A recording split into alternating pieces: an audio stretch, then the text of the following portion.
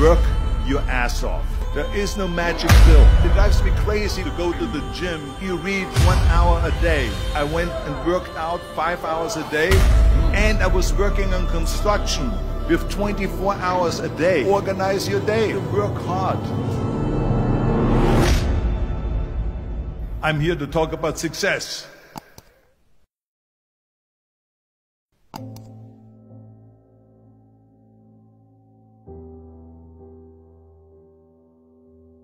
I went to college. I went and worked out 5 hours a day, and I was working on construction, because in those days in bodybuilding there was no money. I didn't have the money for food supplements or anything, so I had to go to work. So I worked on construction. I went to college. I worked out in the gym, and at night from 8 o'clock at night to 12 midnight I went to acting class 4 times a week. So I did all of that. There was not one single minute that I wasted. And this is why I'm standing here today. At the age of 20, I went to London and I won the Mr. Universe contest as the youngest Mr. Universe ever. And it was because I had a goal. You see, if you don't have a vision of where you go, and if you don't have a goal where you go, you drift around and you never end up anywhere. 74% hate their job in America. The majority of people don't like what they're doing, because they're really not doing it because they didn't have a goal and they followed this goal. They just aimlessly drift around, and then all of a sudden there's a job opening, so they get that job because you have to work. But then when you work, it's a chore. It's work. It's not fun. So if you think about, only a quarter of the people really enjoy what they're doing in life. So people always ask me, when they saw me in the gym in the pumping iron days, they say, why is it that you're working out so hard?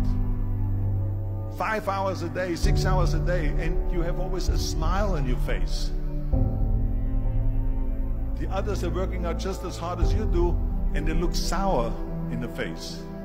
Why is that? And I told people all the time, I said, because to me, I'm shooting for a goal. In front of me is the Mr. Universe title. So every rep that I do gets me closer to accomplishing that goal, to make this goal, this vision, turn into reality. Every single set that I do, every repetition, every weight that I lift will get me a step closer to turn this goal into reality. So I couldn't wait to do another 500-pound squat. I couldn't wait to do another 500-pound bench press. I couldn't wait to do another 2,000 reps of sit-ups. I couldn't wait for the next exercise. So let me tell you something, visualizing your goal and going after it makes it fun. You got to have a purpose no matter what you do in life. You got to have a purpose. And Muhammad Ali worked his butt off, and I saw it firsthand. And I remember that there was a sports writer that was there in the gym when he was working out and he was doing sit-ups. And they asked him, how many sit-ups do you do? And he said, I don't start counting until it hurts. Now think about that. He doesn't start counting his sit-ups until he feels pain. That's when he starts counting. That is working hard. And so you can't get around the hard work. It doesn't matter who it is. Work your ass off. There is no magic pill. There is no magic out there. You cannot get around. You have to work and work and work. Make sure of this and make sure of that and all that stuff. So it's work. And it drives me crazy when people say that they don't have enough time to go to the gym for 45 minutes a day and work out, or to do something for 45 minutes to an hour a day to improve, if it is physically improve or if it is mentally to improve. Imagine you read 1 hour a day about history. How much you will learn after 365 hours in 1 year. Think about if you study about the history of musicians, of composers, how much you would know. Imagine if you would work on a business, on some business that you want to develop every day for an hour. Imagine how further along you will go and get.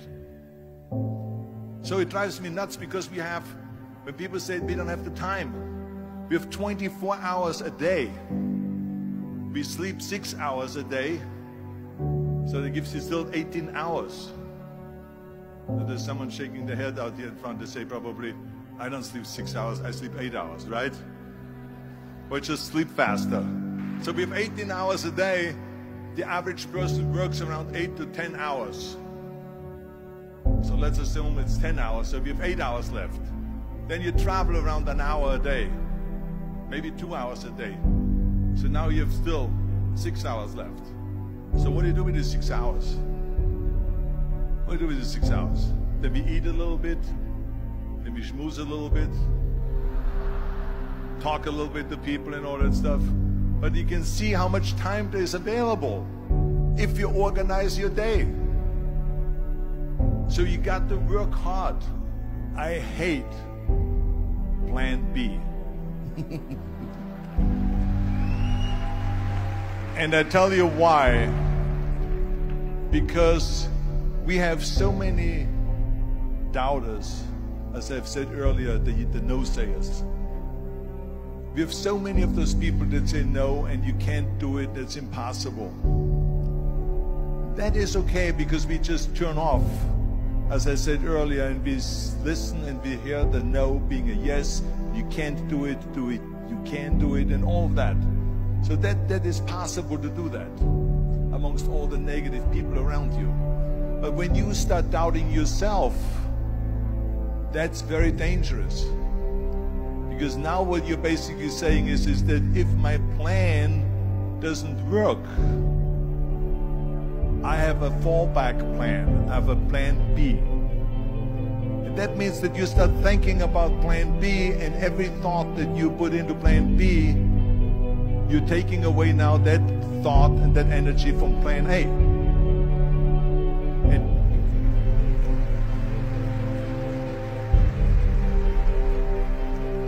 And it's very important to understand that we function better if there is no safety net, because plan B becomes a safety net. It says that if I fail, then I fall and I get picked up and I have something else there that will protect me. And that's not good, because people perform better when there's no safety net. People perform better in sports and everything else if you don't have a plan B. I'm telling you, I've never ever had a plan B. I made a full commitment that I'm going to go and be a bodybuilding champion.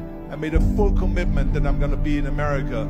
I made a full commitment that I'm going to get in the show business and I'm going to be a leading man. No matter what it takes, I will do the work.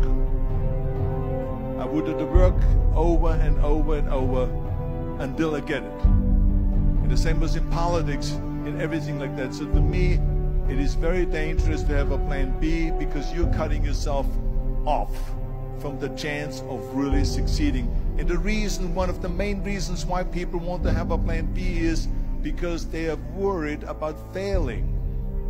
What is if I fail, then I don't have anything else? Well, let me tell you something. Don't be afraid of failing, because there's nothing wrong with failing. You have to fail in order to climb that ladder. There's no one that doesn't fail. Michael Jordan said in one of his interviews, when they said, "You're unbelievable, you're the greatest basketball player of all times." I mean, tell me about that. And he says, well, you're just mentioning the successes. But he says, for me to become the greatest basketball player, I missed 9,000 shots when I was playing basketball at the NBA games. So during these games that he was so successful, he missed 9,000 shots. Does it make him a failure? No. He's one of the greatest basketball players of all times, but he failed 9,000 times. Do you get it? We all fail. It's okay.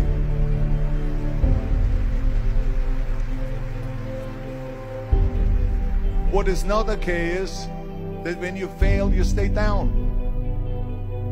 Whoever stays down is a loser. And winners will fail and get up, fail and get up, fail and get up. You always get up. That is a winner. That is a winner. I failed in bodybuilding. I lost bodybuilding competitions. I lost powerlifting competitions. I lost weightlifting competitions. I had movies that went in the toilet and that were terrible and got the worst reviews. And in politics, I remember I had many of the initiatives on the ballot, and we lost. My approval rating in California went down to 28%. And then it went back up again, and they won again the governorship. Hey, we all lose. We all have losses. This is okay. And this is why I say don't be worried about losing, because when you're afraid of losing, then you get frozen. You get stiff. You're not relaxed. You got to be, in order to perform well in anything, if it's in boxing or if it is on your job or with your thinking, is only happening when you relax. So relax. It's okay to fail. Let's just go all out and give it everything that you got. That's what it is all about. So don't be afraid to fail.